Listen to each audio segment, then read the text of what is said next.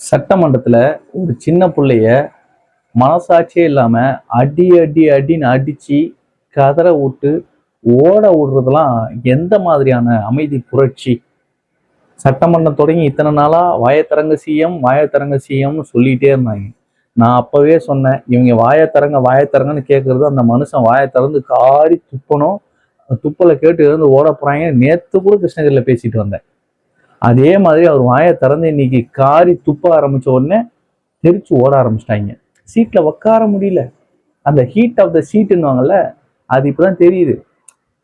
சபாநாயகர் சொல்றாரு, சீட்ல உட்காருங்க. நேத்து நீங்க அடிச்ச கதையெல்லாம் பொறுமையா எல்லாரும் கேட்டு டைம் கொடுக்கும்போது அதுக்கு பதில் சொன்னாங்க. இப்போ உங்களுக்கான நேரம் கொடுக்குறேன், உட்காருங்கன்னு சொன்னாலும் கேட்கல. இல்லை இதெல்லாம் ஒத்துக்க முடியாது. ஆனா அது எப்போ அந்த பதட்டம் வருது அப்படின்னா, 1/2 மணி நேரம் எல்லா கதையும் வாங்கினதுக்கு அப்புறம் பார்ட்டி ஃபண்டுன்னு ஒரு வார்த்தையை சொன்ன உடனே பதறி அடிச்சு கதறி எழுந்து செதறி ஓட ஆரம்பிச்சிட்டாங்க. அங்கதான் தளபதியினுடைய இந்த அமைதி புரட்சி, ஒரு அமைதியா ஒரு எரிமலை இருக்குது அப்படின்னா அது வெடிச்சா என்ன ஆகுன்றது இன்னைக்கு தெரிஞ்சிருச்சு. முடிச்சுட்டு சைலண்டா கடைசியில வேற பண்ணிட்டாரு. ஏன் இப்படி இன்னும் ஒப்பாரி மேல ஒப்பாரி, ஆர்ப்பாட்டம் மேல ஆர்ப்பாட்டம், போராட்டத்துக்கு மேல போராட்டம், சிரிப்பு அலைய தாங்க முடியாது. இவங்க பண்ணக்கூடிய ஃபண்ணுகள் எல்லாம் நம்ம வெயிட் பண்ணி பார்த்தோம்னா அடுத்து 20-30 வருஷத்துக்கு இவங்களால சத்தியமா ஜெயிக்க முடியாது. மக்கள்கிட்ட இவங்க பண்றதாலேயே இவங்க அம்பலப்பட்டு போறாங்க. முதல்ல நீ சட்டமன்றத்துல நிகழ்வுகளை பார்த்துருவோம். நம்ம நேத்து நிகழ்வை பத்தி ஒரு வீடியோ எடுத்தேன். அந்த ஃப்ரண்ட் கேமரால எடுத்ததுல பிக்சல் கொஞ்சம் சேஞ்சஸ் பண்ணி அதுல ஏதோ செட்டிங் மாற்றி வச்சதுனால ஃபுல்லா உடஞ்சிருச்சு. கிளாரிட்டி இல்லாதனால அந்த வீடியோ நான் போட விரும்பல. ஏன்னா ஏற்கனவே கிளாரிட்டி கம்மியா இருக்குன்னு சொல்லி பேசிட்டு இருக்கேன். இப்பதான் அதையும் ஆப்லாம் இன்ஸ்டால் பண்ணி கொஞ்சம் ஏதோ அட்ஜஸ்ட் பண்ணி ஓட்டிக்கிட்டு இருக்குன்னு வச்சுக்கலாம், பழைய ஃபோனை ரெடி பண்ணி. அதனால அந்த வீடியோ போட வேண்டாம் அப்படின்றதுனால அதை விட்டுட்டேன். இப்போ இன்னைக்கு தரமா கிளியரா நேற்றைய பர்த்டே பேபி இன்னைக்கு சம்பவம் செஞ்சிருக்காங்க சட்டமன்றத்துல. யாரு? நம்ம மாண்புமிகு முதல்வர் அண்ணன் விஜய் அவர்கள் தான். முதல்ல ஆரம்பிக்கும் போதே இன்னைக்கு எதிர்கட்சி மாமன்ற உறுப்பினர்கள் எல்லாருமே வைத்த அந்த குற்றச்சாட்டுகள், கேள்விகள் இது எல்லாத்துக்குமே பதில் கூறுற வகையிலும் ஆளுநர் உரைக்கு நன்றி தெரிவிக்கும் வகையிலும் தான் இன்னைக்கு கூட்டம் தொடங்கி எல்லாரும் அவங்களுக்கு தீர்மானங்கள்லாம் வழிமொழிகிறது, அப்புறம் அதுக்கு ஆமோதிக்கிறது, இதெல்லாம் தொடர்ந்து எல்லா உறுப்பினர்களும் செஞ்சு முடிச்சாங்க. பலர் அவையில இல்லை, லேட் கமர்ஸ், அதுக்கப்புறம் ஆப்சன்டிஸ்லாம் இருக்கிறாங்கல்ல, ஸ்கூல் மாதிரி ஆகிப்போச்சு சட்டசபை. இதெல்லாம் இப்படிதான் நடக்குமா அப்படின்றத லைவ்ல இந்த முறை பார்த்து ஃபுல்லா ரொம்ப தெளிவா பண்ணிட்டாங்க. சட்டமன்றம் நடந்த இத்தனை நாள்ல ஒரே ஒரு நாள் லைவ் கட்டாச்சு. ஓ, லைவ் எல்லாம் நேத்து பார்த்தோம் கட் ஆயிட்டு இருந்தது, இன்னைக்கெல்லாம் லைவ் ஓடுதா அப்படின்னு நேற்று கிண்டெல்லாம் பேசிட்டு உதயநிதி ஸ்டாலின் அவர்கள் உட்காந்து பேசிட்டு இருந்தார்ல, உருட்டு நிதி உட்காந்து பேசிட்டு இருந்தார்ல, இன்னைக்கும் ஃபுல் லைவ் போயிருக்கு, நேத்தும் ஃபுல் லைவ் போயிருக்கு. நேத்தும் தெரிச்சு ஓடுறது மாட்டிக்கிட்டாங்க, இன்னைக்கும் தெரிச்சு ஓடுறதுல மாட்டிக்கிட்டாங்க. இவங்களுக்கு என்ன பிரச்சனைனா, எதையாவது ஒண்ணு பேசணும், பொய்ய பேசணும், அது மாட்டிக்கிற மாதிரி பேசணும். இன்னைக்கும் உதயநிதி என்ன பேசியிருக்காரு சட்டமன்றத்துல, நேத்து நீங்க அவை முடிஞ்சிருச்சுன்னு சொன்னீங்க, அதனால நாங்கெல்லாம் பேசிட்டு கிளம்பி போயிட்டோம்.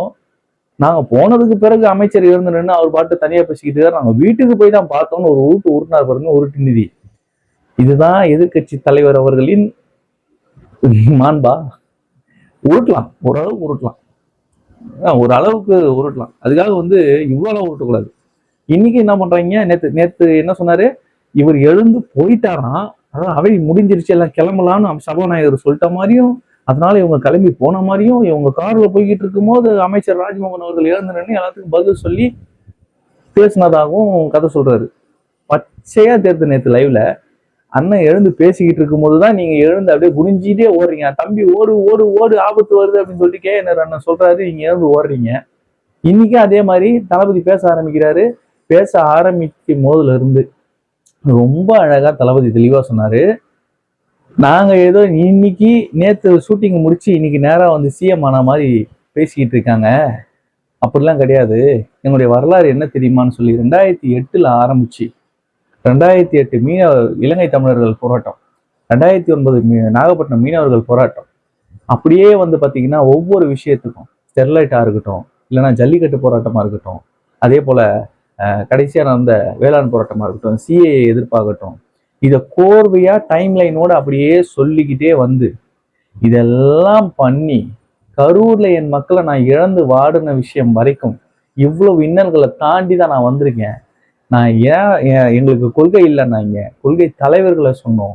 கொள்கை தலைவர்களை சொன்னதுக்கு அப்புறமும் அண்ணாவும் எம்ஜிஆரும் எதுக்கு தேவைன்னு சொன்னோம். அதற்கு பிறகு எங்களுடைய கூட்டணி நிலைப்பாட்டை சொன்னோம். தேர்தலில் தனித்து நின்றோம். தனித்து நின்று தனிப்பெரும் கட்சியா 35% வாக்குகளோட தனிப்பெரும் கட்சியா ஆட்சியை பிடிச்சிருக்கோம். எங்க தயவுல தான் இன்னைக்கு இந்த ஆட்சி நடக்குது. மாறுதட்டிக்கக்கூடியவர்களுக்கு நான் சொல்றேன், கம்யூனிஸ்ட் கட்சி தோழர்கள் சொல்றாங்க, நாங்க சுயேட்சையா முடிவெடுத்து இந்த ஆட்சிக்கு ஆதரவு கொடுத்துருக்கோம்னு சொல்றாங்க. விசிகா நாங்க சுயேட்சையா முடிவெடுத்து இந்த ஆட்சி அமைய ஆதரவு கொடுத்துருக்கோம்னு சொல்றாங்க. காங்கிரஸ் அதே தான் சொல்றாங்க. மற்ற ஐயுமெல்லாம் அதே தான் சொல்றாங்க. ஆனா நீங்க யாரை இழிவுபடுத்துறதுக்காக எங்க தயவுல தான் ஆட்சி நடக்குது, எங்க தயவுல தான் ஆட்சி நடக்குதுன்னு சொல்றீங்க? சமூக நீதி என்னன்னு தெரியுமா? இது போக கரண்ட் கட்ல இருந்து சமூக இந்த நம்ம இந்த சட்ட ஒழுங்கு பிரச்சனைகளை பத்தி பேசிக்கிட்டு இருந்தாங்க. ஏதோ இன்று மட்டும்தான் புதுசா உருவான மாதிரி பேசுறாங்க. கண்டிப்பா இது காலங்காலமா நடந்துகிட்டு வர பிரச்சனை. நாங்க அதை சரி செய்யறதுக்கான வேலைகளை பார்த்துக்கிட்டு இருக்கோம். நீங்க செஞ்சு வச்சுட்டு போன மோசமான ஆட்சியின் விளைவால இந்த நிர்வாக சீர்கேடுகளை நாங்க சரி செஞ்சுக்கிட்டு வரோம்னு தான் சொல்றாங்க, தவிர இது நடக்கவே இல்லைன்னு சொல்ல. போன ஆட்சியில பாலாறும் தேனாரும் ஓடுது, எந்த கொம்பரும் குறை சொல்ல முடியாத ஆட்சியெல்லாம் நடக்குது அப்படின்னு சொல்லிட்டு கனவுல பேசிக்கிட்டு இருந்தார்ல உள்ள ஒருத்தர், முன்னாள் கொளத்தூர் சட்டமன்ற உறுப்பினர் ஐயா மு.க. ஸ்டாலின் அவர்கள். அந்த மாதிரி பேசல. இங்க நடக்கிற பிரச்சனைகள் சிஸ்டம் ஃபெயிலியரான நடக்குது. அந்த சிஸ்டமை நாங்க சரி பண்ணிட்டு வரோம். கண்டிப்பா இந்த பிரச்சனைகளுக்கு ஒரு தீர்வு காண்போம்.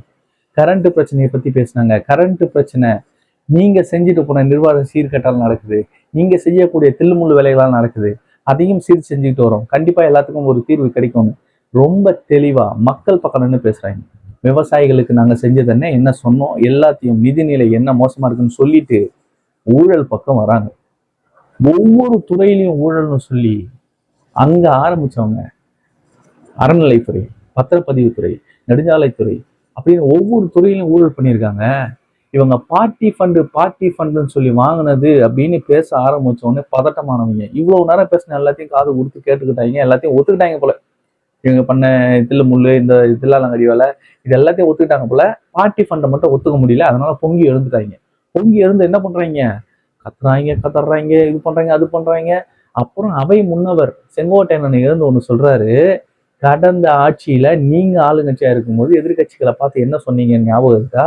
நான் ஞாபகப்படுத்துறேன், ஏன்னா நீங்க லைவ் எல்லாம் காட்டியிருக்க மாட்டீங்க, ஞாபகப்படுத்துன்னு சொல்லி சொல்றாரு. கடந்த ஆட்சியில ஆளுங்கட்சி முதலமைச்சர் பேசும்பொழுது நீங்க குறிப்பெடுத்துக்கிட்டு உங்களுக்கு நேரம் கொடுக்கும் போது நீங்க பேசுங்க, குறுக்க பேசாதீங்க, அதுதான் அவை மாண்புன்னு சொன்னீங்க. அந்த மாண்பு எங்களுக்கு சொல்லி கொடுத்த நீங்க இன்னைக்கு நீங்க வந்து அதை ஒழுங்கா ஃபாலோ பண்ணுங்கன்னு சொல்லி சொல்றாரு. ஆனாலும் கேட்கல. ஒருமையில பேசுறது, கண்ணாமலான்னு சைகை காட்டுறது, உக்காடுறான்றது, போடா வாடான்றது, ஊயின்றது, இந்த மாதிரி எல்லாம் பேசணும்னா ராஜ்மோகன் பொங்கி வந்து நேற்று மாதிரி இன்னைக்கு 2 ஸ்லிப்பர் ஷாட் போட்டிருக்காரு. எங்களுக்கு பாடம் எடுத்தீங்க நீங்க, நாங்க உள்ள வரும்போது நாங்க சின்ன பசங்க முதல் முறைன்னு. சட்டமன்றத்துடைய மாண்பு என்னன்றதை உங்களுக்கு நாங்க இன்னைக்கு பாடம் எடுக்கணுமா? நாங்க ஒழுக்கமா இருக்கோம், நீங்க ஒழுக்கமா இருந்துக்குங்க. நீங்க பேசுற அந்த ஒருமை வார்த்தைகள் எல்லாம் சட்ட குறிப்புல இருந்து நீக்கணும் அப்படின்னு சொல்லிட்டு அவர் உட்கார்றாரு. ஆதவர்ஜன எழுந்து பேசும்போது அங்க இருந்து ஆவுன்னு சவுண்டு. எல்லோரும் பேசி முதலமைச்சர் திரும்ப பேச ஆரம்பிக்கும் போது ஊழலை பத்தி சொன்னா, உண்மை சொன்னா கஷ்டப்படுவாங்களா, அந்த மாதிரி ஊழலை பத்தி சொன்ன உடனே உங்களுக்கு எங்க இருந்தா பொத்துட்டு வருதுன்னு சொல்ல நான் திரும்பவும் சொல்றேன். பார்ட்டி ஃபண்டுன்னு சொல்லி இவங்க அடிச்ச ஊழல், கஜானாவில இருந்து இவங்க எடுத்து அவங்க வீட்டு கஜானாவில சேர்க்கணும்னு நினைச்ச ஊழல், இதெல்லாமே ஒன்னொன்னா வெளியே வரும் பொழுது அப்படின்னு சொன்ன உடனே பட்டையை கிளப்பிட்டு ஓட ஆரம்பிச்சவங்க, டவுசர் சட்டையெல்லாம் தூக்கி தோல்ல போட்டு ஓட ஆரம்பிச்சவங்க தான் அப்படி ஓடிக்கிட்டு இருக்காங்க. ஓடிக்கிட்டு இருக்கும்போது முதல்வர் சொல்றாரு, ஏன் நான் முதல்ல சொன்னதான் இன்னைக்கு சொல்றேன், நான் மக்கள் பணத்தை கை வைக்க மாட்டேன், யாரையும் கை வைக்கவும் விட மாட்டேன், இதுக்கு முன்னாடி கை வச்சவங்களையும் விட மாட்டேன் அப்படின்னு சொல்லிட்டு பஞ்சு மாதிரி தான். ஆனா நறுக்க அமைஞ்சது அவர் சொல்றதுக்கும் இவங்க வெளியே போறதுக்கும். நேத்தே அந்த அளவுக்கு ஃபயர் விட்டுட்டு இருந்தாங்க அமைச்சர்களுக்கே.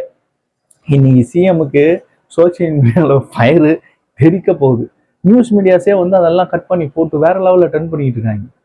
ஏன்னா இவங்களுக்கு பேசுறதுக்கு ஒன்றும் இல்லைன்னா வெளியே போயிடுவாங்க, ஒன்று தூங்குவாங்க, இல்லை சம்மந்தமே இல்லாம வெளிநடப்பு செய்வாங்க. இதை மட்டும்தான் இவங்க சட்டமன்றத்தில் கத்துக்கிட்டது. ஏன்னா இவர் போய் எழுதி கொடுத்தவங்ககிட்ட வாங்கி வந்து பேசுறாரு. ஞாபகம் உதயநிதி அவர்கள் எழுதி கொடுத்ததானே வந்து பேசிக்கிட்டு இருக்காரு. அதை கேட்கலாம்ல. என்னவோ அவரே ஏதோ சொந்தமா உட்காந்து கதை இலக்கியம்லாம் எழுதுன மாதிரி, அவர் பெரிய அப்படி சொற்பொழி ஆட்டி கீச்சிடுற மாதிரியும், பேச தெரிஞ்சவங்க தான் ஆட்சி செய்யணும், இதெல்லாம் ஒரு உருட்டு. இவ்வளவு பெரிய உருட்டெல்லாம் தேவையா அப்படின்றது எனக்கு தெரியல. ஆனா இன்னைக்கு டோட்டலா ஒரு ஸ்மார்ட்டான ஒரு சம்பவம் எரிமலை வெடிச்சா என்ன ஆகும்ன்றத இன்னைக்கு சட்டமன்றத்தில் தெரிஞ்சிருக்கு. பின்னாடி எல்லாம் நம்ம வேலூர் மாவட்டத்துடைய பொறுப்பு அமைச்சர் விஜய் பாலாஜிலாம் உட்காந்துருக்காரு. அவர் உட்காந்துக்கிட்டு முதல்வர் பேசுறத பாக்குறாரு. அவர் கண்ணில் நான் பாக்குறேன் ஒரு ஃபேன் பாய் மொமெண்ட். பின்னாடி உட்காந்துட்டு தளபதி பேசுறத அப்படி பார்க்கும்போது அவர் முகத்துல நான் அதை பாக்குறேன். ஸோ அந்த அளவுக்கு நம்ம தளபதியா அப்படின்ட்டு எவ்வளவு விஷயங்களை எடுத்துட்டு வந்து ரொம்ப கோர்வையா பொறுமையா உங்களுக்கு படிச்சு காட்டி உங்களுக்கு எடுத்து சொல்லிக்கிட்டு இருக்கும் போதே உங்களுக்கு இவ்வளவு பதட்டம்னா, பேப்பரை தூக்கி தூரம் போட்டாருன்னா மனுஷன் கண்ணாமலான்னு கேட்பாரு. நான் ஏற்கனவே சொன்னேன், அவர் வாயத்திறங்க செய்யணும்னு கேட்குறீங்க. அவர் வாயை திறந்து காரி துப்ப போறாருன்னு நேற்று தான் கிருஷ்ணகிரியில் பேசினேன். அவர் நாளைக்கு வாயை திறந்து காரி துப்ப போறாரு, இருந்து ஓட போறீங்கடான்னு சொன்னேன். நீங்க ஓடிட்டாங்க, இவரும் துப்பிட்டாரு. பாவங்க அந்த சின்ன குழந்தை என்ன அடி அடிக்கிறீங்க. சீனியர் ஓபிஎஸ் அவரை உட்கார வச்சா கூட கொஞ்சம் அடி தாங்குவார். நம்ம நேரம்னா அவர் யாரும் கொஞ்சம் அடி தாங்குவார். என்ன ஆகும்னு ஏதாவது ஒருமையில பேசியிருப்பாரு. சின்ன பையனை போட்டு அடிக்காதீங்க, நாளைக்கு வரமாட்டாப்புல ஸ்கூலுக்கு அழுவாருன்னா நான் போக மாட்டேன் ஸ்கூலுக்கு அப்படின்னு சின்ன குழந்தை மாதிரி அழுவப்படுறாரு. அதனால பார்த்து செய்யுங்க. அடுத்து சட்டமன்றம் எப்போ கொடுத்துன்றதை சொல்லுவாங்கன்னு நினைக்கிறேன். எப்படியும் அடுத்த பட்ஜெட் தாக்கல் இருக்கும்னு நினைக்கிறேன். ஸோ அதிலெல்லாம் வந்து நம்ம தொடர்ந்து பார்க்க போகிறோம். சட்டமன்ற நிகழ்வுனா என்ன, அதில் என்னென்ன மாண்புகள் இருக்கு, என்னென்ன ப்ரொசீஜர், என்ன அஜெண்டா, யார் முதல்ல பேசணும், யார் பின்னாடி பேசணும், என்ன வார்த்தைகள் பேசணும், இதெல்லாம் பார்லிமெண்ட்ரி வேர்டு அன்பார்லிமெண்ட்ரி வேர்டு இதெல்லாம் இப்போதான் பார்க்குறோம். லைவ்ல இது வரைக்கும் காட்டுறதுக்கு துப்பு இல்லாத நீங்க. இன்னொன்னு சொன்னாரு, சட்ட ஒழுங்கு இன்னைக்கு பேசுறீங்களே, நீங்க ஆட்சியில் இருந்த வரைக்கும் சட்ட ஒழுங்கு டிஜிபியே கிடையாது. இந்த டிஜிபி போட சொல்லி நாங்க அவ்வளவு பேச்சு பேசுவோம். நாங்க வந்து 10 நாள்ல போட்டோம். நீங்க 5 வருஷமா போடுறதுக்கு இது இல்லாம என்னத்த பண்ணிட்டு இருந்தீங்களோன்னு கேட்டாரு. அது வரை இவங்களுக்கு பொறுக்கல. ஐயோ என்னடா அப்படின்ட்டு இந்த மாதிரிதான் இருக்கு. இன்னைக்கு சட்டமன்றம் பிளாஸ்ட் பண்ணிட்டாரு அண்ணன். ஸோ அந்த பதிவை பத்தி இந்த பதிவை பத்தி உங்களுடைய கருத்துக்களை கமெண்ட்ல சொல்லுங்க. நன்றி. நான் உங்களோட என்கேஆர்.